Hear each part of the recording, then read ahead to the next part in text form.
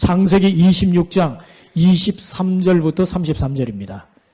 이삭이 거기서부터 부엘세바로 올라갔더니 그 밤에 여호와께서 그에게 나타나 이르시되 나는 내 아버지 아브라함의 하나님이니 두려워하지 말라. 내 종 아브라함을 위하여 내가 너와 함께 있어 내게 복을 주어 내 자손이 번성하게 하리라 하신지라. 이삭이 그곳에 제단을 쌓고 여호와의 이름을 부르며 거기 장막을 쳤더니 이삭의 종들이 거기서도 운물을 받더라. 아비멜렉이 그 친구 아우삭과 군대 장관 비골과 더불어 그랄에서부터 이삭에게로 온지라.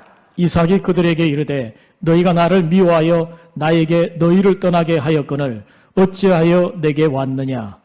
그들이 이르되 여호와께서 너와 함께 계심을 우리가 분명히 보았으므로 우리의 사이 곧 우리와 너 사이에 맹세하여 너와 계약을 맺으리라 말하였노라. 너는 우리를 해하지 말라. 이는 우리가 너를 범하지 아니하고 선한 일만 내게 행하여 내가 평안히 가게 하였음이니라. 이제 너는 여호와께 복을 받은 자니라. 이삭이 그들을 위하여 잔치를 베풀매 그들이 먹고 마시고 아침에 일찍 일어나 서로 맹세한 후에 이삭이 그들을 보내매 그들이 평안히 갔더라. 그날에 이삭의 종들이 자기들이 판 우물에 대하여 이삭에게 와서 알리어 이르되 우리가 물을 얻었나이다 하매 같이 봅니다. 그가 그 이름을 세바라 한지라. 그러므로 그 성읍 이름이 오늘까지 부엘세바더라. 아멘. 오늘 주님의 전에 나오신 우리 모든 성도들에게 하늘의 놀라우신 은혜와 평안이 충만하기를 주님의 이름으로 축복합니다. 2층에서 영상으로 예배드리시는 우리 성도들에게도 동일한 은혜가 임할 줄 믿습니다. 여러분, 우리가 언약 백성의 다음 세대라는 주제로 말씀을 살펴보고 있습니다. 아브라함의 그 언약이 어떻게 그 다음 세대에게 펼쳐지고 있는지 우리가 말씀을 통해 살펴보고 있고, 특별히 지금은 이삭에 대해서 말씀을 살펴보고 있습니다. 여러분, 우리가 이삭 할 때에 떠오르는 그 이미지는 다른 신앙의 위인들과는 좀 무게감이 떨어지는 그런 인물로 생각하기 쉽지만 결코 다른 믿음의 족장들에 비해서 무게감이 떨어지지 않는다라는 것을 말씀을 드렸습니다. 이삭은 조용히 순종의 길을 걸어갔던 믿음의 거인이었습니다. 여러분, 우리가 이삭을 볼 때에 이삭의 그 믿음의 특징, 특별히 그가 어떤 믿음의 장기를 가지고 있는가, 그는 순종의 삶으로 믿음을 증거해 보였습니다. 이삭은 순종의 사람이었어요. 여러분, 우리가 이삭을 떠올려 볼 때에 이삭은 특별히 무엇을 잘했죠? 이삭하면 여러분 뭐가 떠오릅니까? 우물을 잘 팠죠. 파면은 우물이 나왔어요. 우물도 이렇게 많이 판 사람이 성경에 잘 나오지 않습니다. 그리고 또 하나, 이삭의 특징 중에 하나가 있어요. 그게 뭔 줄 아십니까? 이사를 잘 다녔습니다. 여러분, 제가 결혼해서 이사를 6번 다녔거든요. 제가 의도한 건 아니었어요. 때로는 집 주인이 전세금을 올리거나 아니면 주인이 바뀌거나 그러면 어쩔 수 없이 이사를 해야 했습니다. 그래서 6번 정도 이사를 했는데 이사가 보통 일이 아니에요. 여러분, 이사하는 게 쉽던가요? 정말 어렵지 않습니까? 이삭은요, 이사를 참 잘했어요. 여러분, 성도들 가운데 가끔씩 목사님, 제가 애를 낳았는데 애 이름을 뭘로 지을까요? 이렇게 물어보신 분도 계시고, 사업장을 새로 여는데 사업장에 상호를 좀 지어주면 좋겠습니다. 그런 분이 계세요. 제가 여러 업종들에 대해서 묵상을 해보다가 만약 우리 성도들 중에서 이삿짐 센터 사업장을 여는 분이 있으면 이삭이라고 이름을 지으면 좋겠다. 그런 생각을 했는데 벌써 누가 사용하고 있더라고요. 이삭 익스프레스. 아마 저분은 이삭의 특징 중에서 이사를 많이 했던 그 특징을 잘 감지를 했던 것 같습니다. 여러분, 이삭만큼 이사 많이 한 사람이 없어요. 이사하는 게 정말 보통 일이 아닙니다. 정말 어렵죠. 이삭을 한번 살펴보십시다. 오늘 본문에 어떻게 나오는가. 자, 23절 한번 읽어봅니다. 이삭이 거기서부터 부엘세바로 올라갔더니 또 이사 갔어요. 여러분 이거 보면서 어떤 생각이 들죠? 아니 왜 이사했을까? 도대체 무슨 일이 일어났을까? 뭐 이런 생각을 할 수가 있어요. 이삭이 이사를 왜 했을까? 무슨 일이 일어났던 것일까? 이런 질문을 던져보는데 사실 지금까지 얼마나 이삭이 힘든 과정을 겪어왔습니까? 원래 이삭은요 기근을 피해서 애굽으로 가기를 원했어요. 왜? 애굽에는 나일강 같은 큰 강이 있었어요. 아무리 흉년이 들고 기근이 나도 비가 내리지 않아도 큰 강이 있기 때문에 농사를 지을 수 있는 겁니다. 그러니까 먹고 살려고 어떻게 하면 애굽으로 가려고 했는데 하나님이 가로막으시더니 너는 내가 지시할 땅으로 가라 이렇게 말씀하셨고 그 하나님의 명령에 순종해서 그랄 땅에 왔습니다. 거기서 하나님의 놀라운 은혜를 경험해서 한 해에 100배의 소출을 거두는 축복을 경험하죠. 그리고 마침내 거부가 되었습니다. 이제 먹고 살만한 그런 상황에 그랄 목자들이 와서 텃세를 부리고 갑질을 합니다. 우물을 메워버려요. 그래서 그것을 항의하느라고 그랄 왕 아비멜렉에게 찾아갔더니 그들이 누구라고요? 한 통속이에요.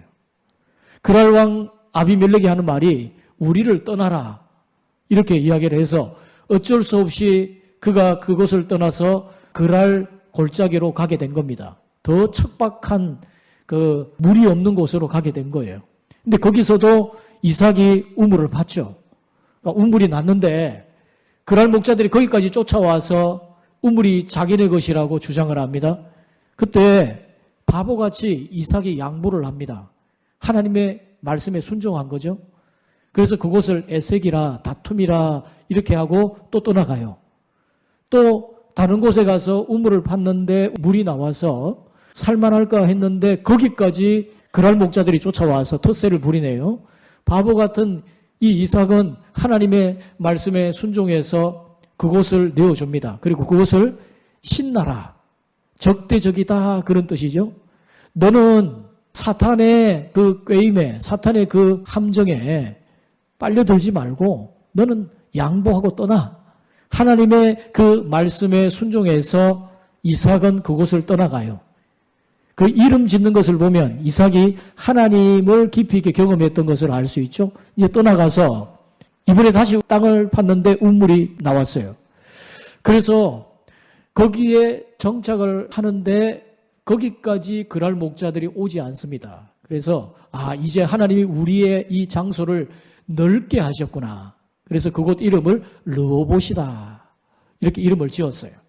이제 좀 살만하게 된 겁니다.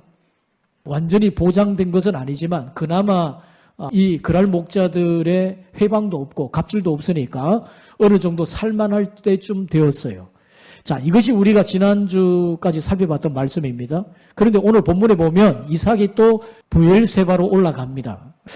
부엘세바까지 갔던 경로를 보면 이삭이 길갈에서 그랄 골짜기로 거기서 우물 3개 파고 또 부엘세바로 갑니다. 위치적으로 보면 점점 동남쪽으로 내려가는 거예요. 여러분 그 밑에 부엘세바 밑에 뭐가 있죠? 네게부라는 것이 있죠. 이게 큰 사막이에요. 이스라엘 이 팔레스틴 지방은 특별히 남쪽으로 가면 갈수록 점점 척박한 사막입니다. 북쪽으로 좀 가야 그나마 물이 좀 있고 좀 푸르른 산들이 보이고 해요. 근데 점점 살기 어려운 척박한 곳으로 지금 이삭이 이동을 하고 있는 거죠. 결국 피해서 온 것이 점점 살기 어려운 그 부엘세바로 왔습니다. 이 부엘세바에서 하나님이 나타나셨어요. 뭐라고 말씀하셨냐? 오늘 본문의 24절에 말씀 봅니다. 그 밤에 여호와께서 그에게 나타나 이르시되 나는 내 아버지 아브라함의 하나님이니 두려워하지 말라. 내 종 아브라함을 위하여 내가 너와 함께 있어 내게 복을 주어 내 자손이 번성하게 하리라 하신지라. 자, 하나님께서 이렇게 이삭에게 축복을 하시는 것을 보면 아마 기록에는 나와 있지 않지만 이삭이 부엘세바에 온 것은 자기의 자의로 한 것이 아니라 하나님의 뜻에 순종해서 온 것임을 짐작해 볼 수가 있어요. 그는 하나님의 말씀에 순종했던 사람입니다. 근데 여러분, 이 브엘세바는 한때 그의 아버지 아브라함이 정착했던 곳이기도 했고요. 이 아브라함이 그 그랄 땅에 왔을 때에 그랄의 목자들이 얼마나 갑질을 합니까? 이삭에게 했던 것과 똑같이 그렇게 해요. 우물도 메워버리고 또 그곳에서 살지 못하도록 괴롭히고 뭐 이런 일들이 계속 반복이 되었죠. 그래서 그랄 왕 아비멜렉에게 찾아가서 하소연을 했더니 그랄 왕 아비멜렉이 하는 말이 뭡니까? 아브라함에게 뭐라고 말을 합니까? 너는 맹세를 해라. 이 그랄 땅으로 오지 않겠다는 맹세를 하고 거기 머물러라. 이렇게 이야기를 해서 결국 조약을 맺습니다. 맹세를 해요. 그런데 그때 아브라함이 7 암양을 내어줍니다. 그 7 암양을 내어주는 의미는 뭐냐면 내가 다른 것은 몰라도 이 우물을 판 증거를 좀 기억하소서. 다른 것은 몰라도 이 우물은 내가 판 것이니까 이 브엘세바의 이 우물이 내가 판 것이니까 이 우물에 대한 권리를 인정해 주소서. 그래서 거기서 조약을 맺습니다. 여러분 브엘세바라고 하는 뜻이요. 어떤 뜻이냐면 맹세의 우물, 7개의 우물 그런 뜻이 있어요. 그러니까 히브리어로 7이라는 말이 쉐바이고요. 맹세하다라는 뜻이 샤바라는 말입니다. 이 같은 어원에서 나왔어요. 그러니까 이 맹세의 우물, 7개의 우물 이것은 같은 의미예요. 여러분 이렇게 7 암양을 내어주면서까지 맹세를 하고 그 우물에 대한 권리를 어떻게든지 얻어내려고 하는 이 아브라함을 볼 때 참 애처롭고 안타깝죠. 근데 여러분 아브라함이 왜 이렇게 했느냐 하면 하나님은 아브라함에게 언약을 주셨어요. 내가 이 땅을 너에게 주겠다. 너 후손에게 주겠다. 하나님 말씀하셨지만 이 땅에 왔지만 여전히 자기 땅은 한 뼘도 없어요. 그러니까 아브라함은 어떻게 해서든지 그 땅에서 자신의 권리를 보장받기 위해서 그 땅을 어떻게 하면 차지하기 위해서 노력을 한 것입니다. 여러분 이게 언약 백성이 해야 될 마땅한 자세예요. 하나님이 우리에게 언약을 주셔서 약속했다 할지라도 그 모든 걸 하나님 앞에 맡겨두고 그러면 하나님 해주실 건 믿습니다. 뒷짐지고 있는 것이 아니라 하나님의 주신 그 언약이 어떻게 해서든지 성취되도록 하기 위해서 자기가 할 수 있는 인간적인 노력은 최선을 다해서 하는 것입니다. 이게 여러분 언약 백성의 살아가야 될 삶의 원리예요. 그 아브라함의 노력이 나타난 사건이 이후에 또 나타나는데 아브라함이 그 아내 사라가 죽어서 매장할 매장지가 없습니다.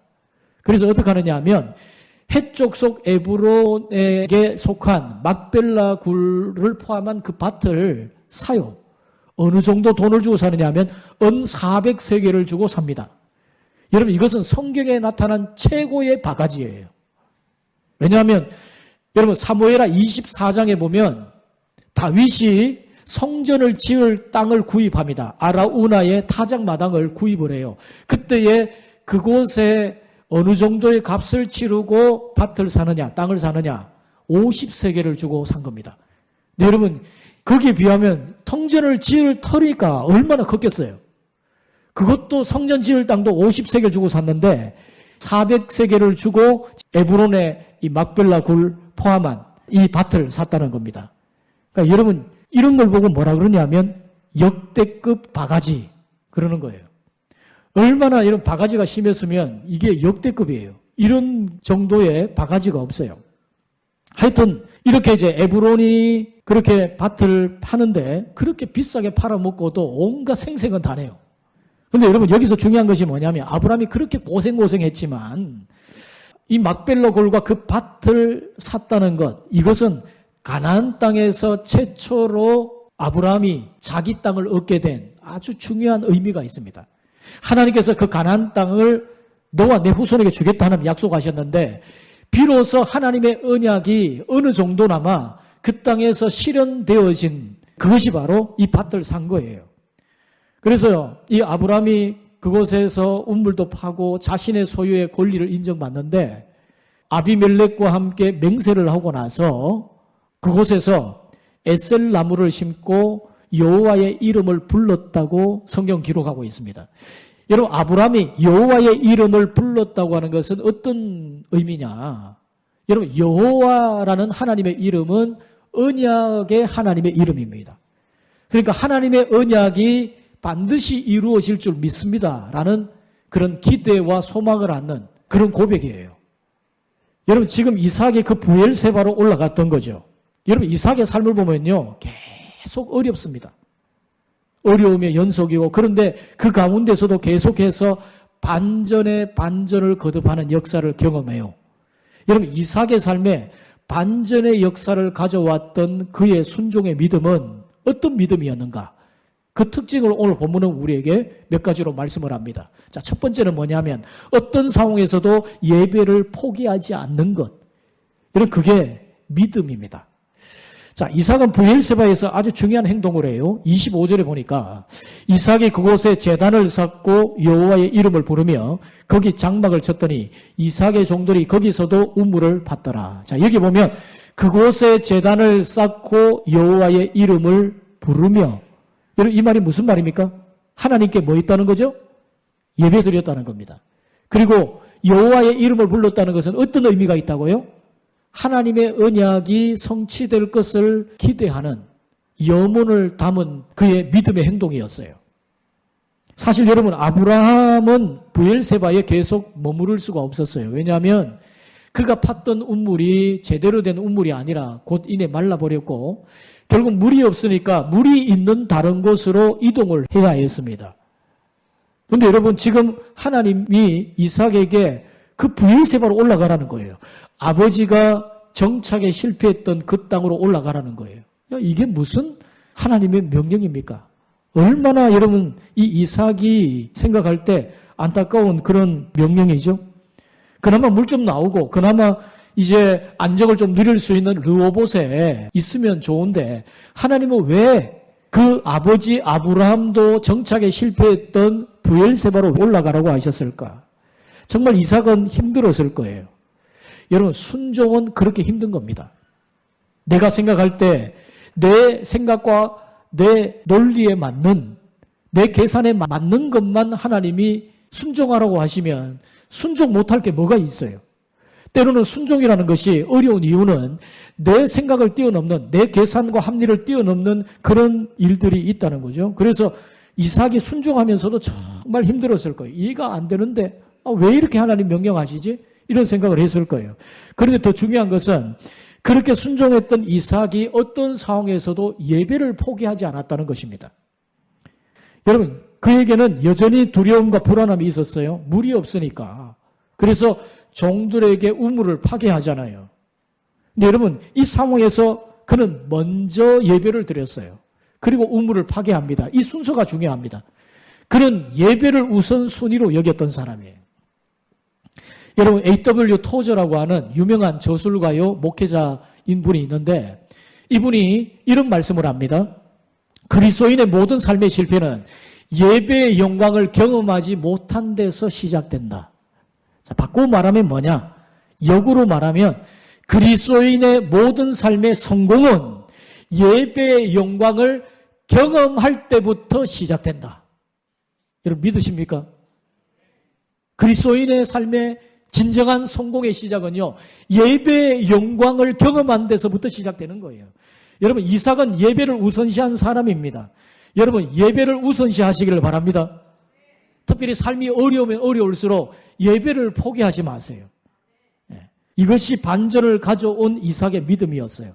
여러분, 예배를 포기하는 것은 하나님이 여러분에게 주실 축복을 포기하는 일입니다. 끝까지 포기하지 마세요. 여러분, 예배를 포기해서는 안 됩니다. 하나님이 그 믿음을 귀하게 보세요. 여러분, 우리 삶에 일어나는 악순환이 있어요. 그게 뭐냐면 삶이 어렵고 힘들면 사람들이 예배를 포기합니다. 예배 드려서 뭐해? 하나님 앞에 예배 드리는 것이 무슨 소용이 있어? 이렇게 때로는 원망하면서 예배를 포기합니다. 그러다 보니까 삶은 더 어려워지고 하나님의 축복의 길은 막히고, 그러니까 다시 또 예배는 더 드리지 않고, 이런 악순환이 계속 반복되는 거예요. 여러분, 하나님은 예배하는 자를 축복하세요. 예배하는 자에게 반전의 드라마를 준비하고 계시는 줄 믿습니다. 여러분, 어떤 상황에서도 예배를 포기해서는 안 됩니다. 또한 여러분, 이삭이 이런 억울한 일을 수차례 당하면서도 어떻게 그가 건강한 믿음을 가지게 되었는가? 그 비결이 또한 예배에 있어요. 여러분, 피레침이 수많은 낙뢰를 받으면서도 끄떡없이 버티는 이유는 뭐죠? 여러분, 낙뢰가 떨어질 때 엄청난 이 전압과 충격이 있지 않습니까? 그럼에도 불구하고 피레침, 이 건물 꼭대기에 있는 그 피레침이 든든히 버틸 수 있는 비결은 다른 데 있는 것이 아니라 땅에 접지되어 있기 때문에 그렇습니다. 여러분, 믿음의 사람들은요, 예배를 통해서 십자가의 은혜에 연결이 되어 있어야 돼요. 그래야 믿음이 건강할 수 있고 정신이 온전해질 수 있어요. 때로는 세상 속에서 상처받고 고통을 당해도 오히려 그 믿음이 건강할 수 있고 이겨낼 수 있는 힘이 어디서부터 나오느냐? 예배에서 나오는 것입니다. 여러분, 이삭의 반전을 가져왔던 믿음의 비결은 뭐냐? 어떠한 상황에서든지 예배를 포기하지 않는 믿음에 있었어요. 사랑하는 성도 여러분, 여러분의 삶이 고달프고 힘들지라도 예배를 포기하지 않고 하나님과의 끊임없는 관계 속에 나아가는 믿음의 사람들 되시기를 주님의 이름으로 축복합니다. 자, 두 번째로 하나님보다 앞서 결론 내지 않는 것이 바로 믿음의 모습이에요.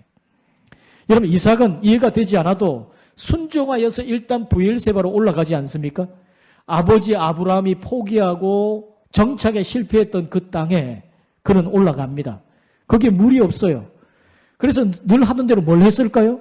물이 없으니까 우물 파야죠. 그 종들에게 시켜서 우물 파게 합니다. 25절 하반절에 보면요, 이삭의 종들이 거기서도 우물을 팠더라. 그러면 그 다음에 뭐가 나와야 돼요? 물이 나왔더라. 이렇게 돼야 됩니다. 지금까지 패턴을 보면 에석이든지 신나든지 르호봇에 있든지 그는 언제나 땅을 팠고 거기에서 물이 나왔어요. 그러면 우물을 팠다 그러면 그 다음에 나와야 되는 말이, 자동으로 나와야 되는 말이 뭡니까? 물이 나왔다, 이렇게 돼야 되는데 그 말이 안 나와요. 그건 그 뒤에 나와요. 한참 뒤에. 무슨 일입니까? 여러분, 우물을 팠는데 물이 안 나오는 거예요. 이삭이 얼마나 불안하고 초조했겠습니까? 아마 이런 상황에서 처음에 그의 믿음이 흔들렸을 수도 있어요. 많은 갈등이 있었을 겁니다. 아니, 내가 괜히 브엘세바로 올라왔나? 더구나 이게 생존이 걸린 문제 아닙니까? 얼마나 불안했겠습니까? 그런데 이삭은 순종함으로써 그 상황을 뱉어냅니다. 여기서 이삭의 중요한 반전을 가져왔던 믿음의 비결이 나오는데 그게 뭐냐? 하나님보다 앞서 결론을 내지 않는 것입니다. 하나님이 마침표를 찍을 때까지 그는 마침표를 찍지 않았어요. 여러분, 어떤 경우에도 하나님보다 앞서 결론 내리지 않기를 주님의 이름으로 축복합니다.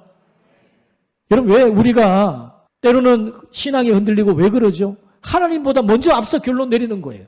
아, 이러다가 죽겠구나. 이러다가 큰일 나겠구나. 하나님의 말씀에 순종하면서도 끝까지 하나님이 마침표를 찍을 때까지 결론을 내지 않고 믿음의 길을 가야 되는데 우리가 조급한 겁니다. 먼저 우리의 인생의 마침표를 먼저 찍어요. 결론을 먼저 내가 생각해내는 겁니다. 그래서 내 방법, 내 계산과 내 수단을 가지고 그 모든 길을 헤쳐나가려고 하는 거예요. 그러면서 문제가 생기죠. 여러분, 하나님이 마침표를 찍을 때까지 끝이 아닙니다. 내 인생 끝장났네? 더 이상 희망이 없네? 아닙니다, 여러분. 하나님이 포기하지 않으시면 소망이 있습니다. 하나님이 여전히 마침표를 찍지 않으시면 여전히 그것은 진행 중인 거예요. 여러분, 신앙이 흔들리고 많은 사람들이 하나님보다 앞서 결론을 냅니다. 그러니까 인생의 믿음의 길을 떠나가는 일이 생기고 거기서 문제가 생깁니다. 여러분, 이삭은 하나님보다 먼저 결론을 내지 않았어요. 하나님께서 말씀하신 대로 끝까지 그 땅에서 버티면서 순종했습니다. 순종이라는 것은 그런 것입니다. 하나님보다 먼저 결론 내지 않는 것. 그게 여러분 순종입니다.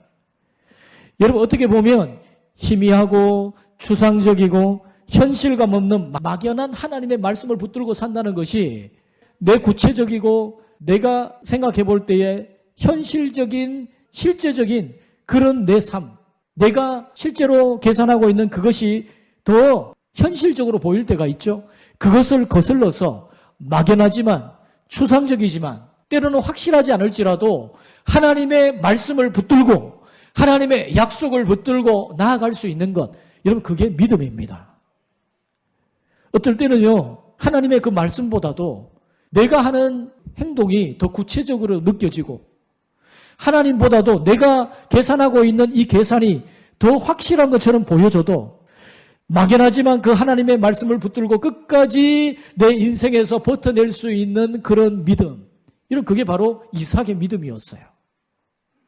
그런데 여러분, 그것이 다가 아니었습니다.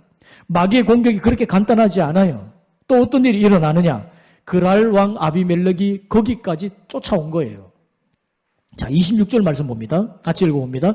아비멜렉이 그 친구 아우삭과 군대 장관 비골과 더불어 그랄에서부터 이삭에게로 온지라. 자, 여기 아비멜렉은 아브람 때에 나타났던 아비멜렉이 아닙니다.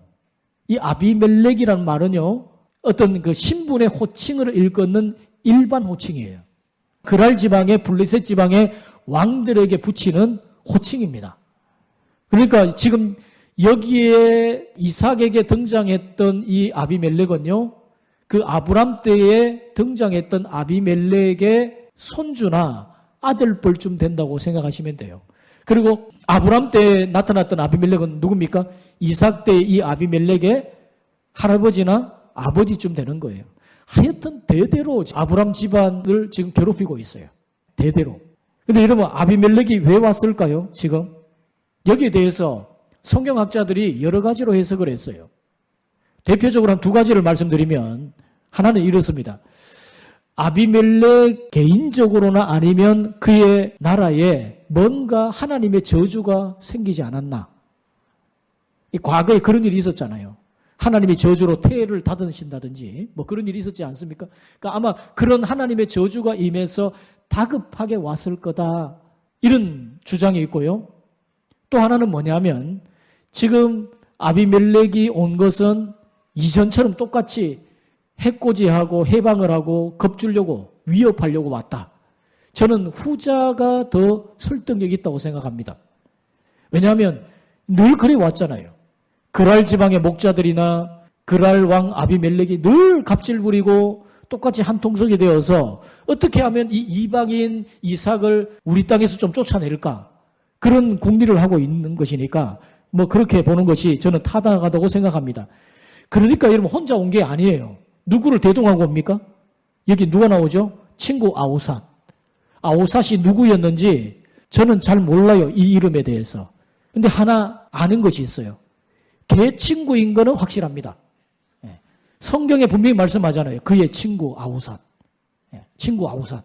이게 아우삿이 같이 온 거죠.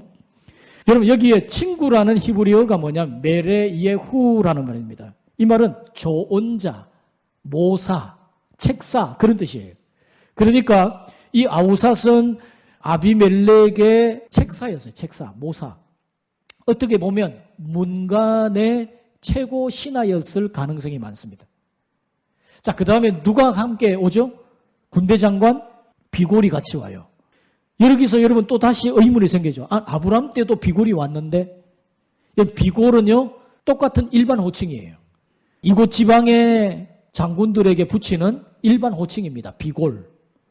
근데 여러분, 이쪽 지방은 거의 다 장군들에게 골자 붙이는 것 같아요. 골리앗, 비골 뭐 이렇게. 하여튼 이 비골은 어떻게 보면 무관의 최고 신하였을 거예요.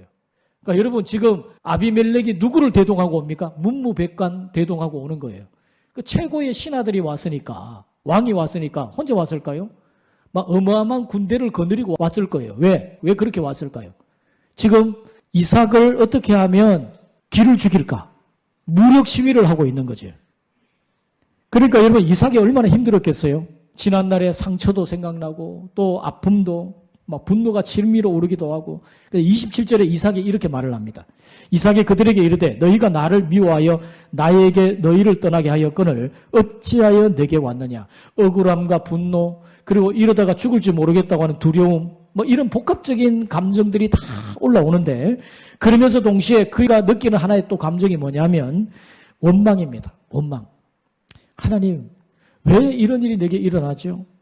내가 이제 좀 살만한데 왜 나를 이렇게 힘들게 하십니까? 하나님께서 말씀해서 여기까지 왔는데 왜 이렇게 상황이 더 힘들어질까요? 뭐가 잘못되었을까요? 때로는 절망스러운 이 원망이 생기는 거예요. 그런데 여러분, 이 위기의 순간에 이삭의 특유한 장기가 발휘가 됩니다. 이삭의 장기가 뭐라고요? 이삭의 믿음의 특징이 뭐라고요? 순종입니다. 순종. 그런 순종의 믿음을 통해서 버티고 견디는 영성을 여기서 발휘를 합니다. 그래서 막 속은 막 뒤집어 끌어오르고 견딜 수 없는 분노와 원망과 그런 답답함이, 두려움이 막 올라오지만 겉으로 태연한 척하면서 이 사람들을 대접을 해줘요. 잘 맞아주고 대접을 해줍니다. 여기서 이삭을 통해 알 수 있는 순종의 믿음 또 하나의 특징을 발견해요. 그게 뭐냐면 세 번째로 마귀의 도발에도 동요하지 않는 것이 믿음입니다. 이게 참 중요한 게 뭐냐면 얼마나 마귀가 믿음의 사람들이 동요하도록 얼마나 자극합니까? 환경을 통해서, 사람을 통해서 우리가 동요하게끔 만드는 거예요. 그래야 믿음의 길에 떠나가고 그 동요를 통해서 우리를 흔들어 버리는 거예요. 하나님과 우리 사이를 이간질하는 거죠. 그래서 여러분, 이삭이 어떻게 합니까? 속에 올라오는 것들을 억누르면서 맞아줬는데 이들이 와서 뭘 했을까요? 여러분, 아비멜렉이 지금 이삭에게 와서 했던 일이 뭘까요? 우리가 막 상상해 보면요, 아마 이삭이 어떻게 살아가는지를 잘 관찰했을 거예요. 그 땅에 물이 나는가? 정말 이곳은 살만한가? 만약에 살만하다면 어떻게 했을까요? 좀 떠나라. 이전처럼 그렇게 했을 건데, 아니 이 땅을 다 살펴보니까 물도 없어요. 척박해요. 뭐 이 땅은 줘도 괜찮겠다 이런 생각이 들어서 뭐를 하느냐 하면 계약을 맺자 이렇게 하면서 이삭에게 제의를 합니다. 이 땅은 네가 가져도 된다. 그런데 우리 그랄 땅으로는 오지 마라. 우리 계약을 맺자. 이렇게 이야기를 해요. 자, 28절 29절 보세요. 같이 한번 읽어봅니다.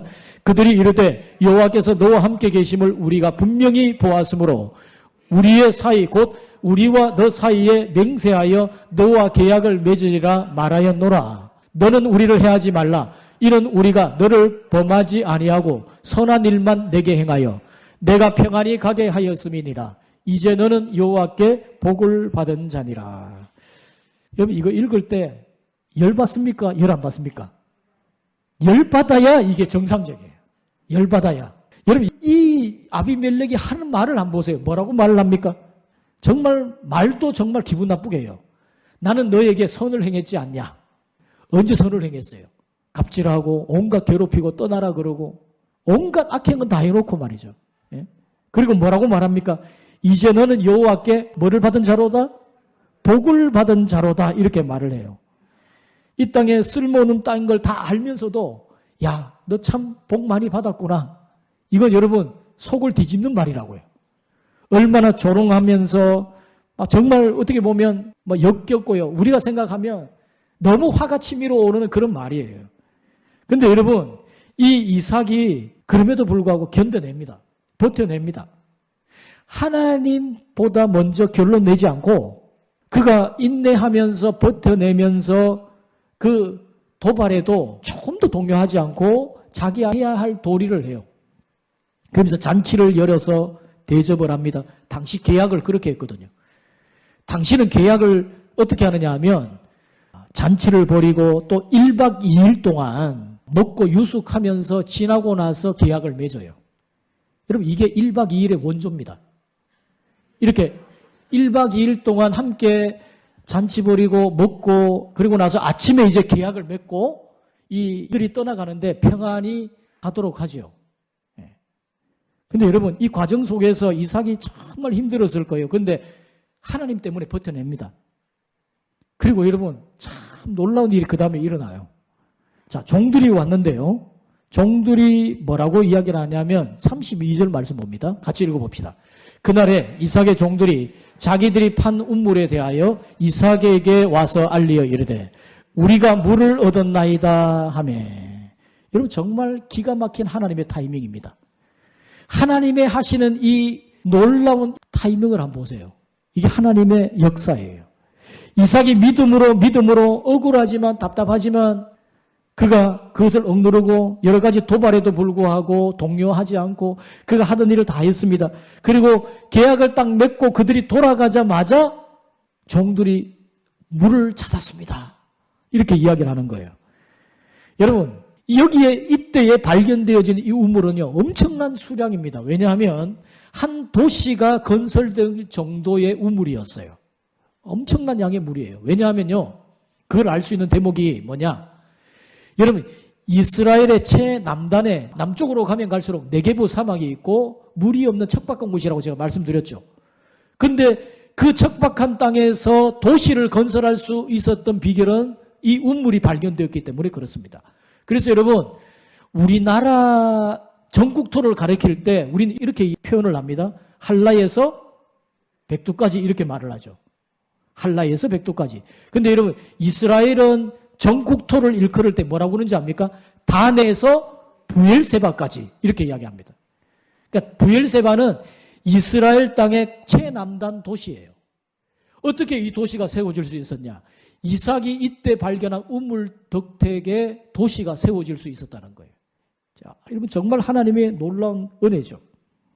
하나님의 은혜, 특별히 순종하고 믿음으로 사는 자에게 베푸시는 하나님의 은혜는요, 이처럼 반전의 은혜인 줄 믿습니다.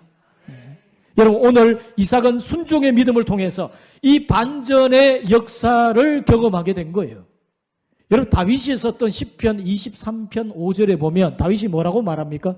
주께서 내 원수의 목전에서 내게 상을 차려주시고 기름으로 내 머리에 바르셨으니 내 잔이 넘치나이다. 여러분, 여기에 주께서 내 원수의 목전에서 뭘 하시고? 상을 차려주시고 밥상을 차려준다는 거예요. 이 말은 무슨 말이죠? 완전한 반전이죠. 이것은 믿음의 승리고 하나님이 베풀어 주시는 역사입니다. 원수의 목전에서 상을 차려주시는 완전한 반전의 드라마죠. 사랑하는 성도 여러분, 이삭의 하나님이 우리의 하나님이신 줄 믿으시기를 바랍니다. 이삭에게 반전의 드라마를 주신 그 하나님의 은혜는 동일하게 우리에게도 주어지는 하나님의 은혜인 줄 믿으시기를 바랍니다. 여러분, 우리가 때로는 힘들고 어려운 상황에 있을지라도 이삭처럼 그렇게 하나님 앞에 순종하며 나아갈 때 어떠한 상황에서든지 예배를 포기하지 않고 하나님보다 앞서 결론 내지 아니하며 또한 여러 마귀의 도발에도 불구하고 동요하지 않고 끝까지 믿음으로 순종의 길을 걸어갈 때 하나님은 동일하게 그 사람에게 은혜의 역사, 반전의 드라마의 역사를 베풀어 주시는 줄 믿으시기를 바랍니다. 이런 반전의 드라마의 주인공들이 여러분과 여러분의 다음 세대가 되기를 주님의 이름으로 축복합니다. 축복합니다.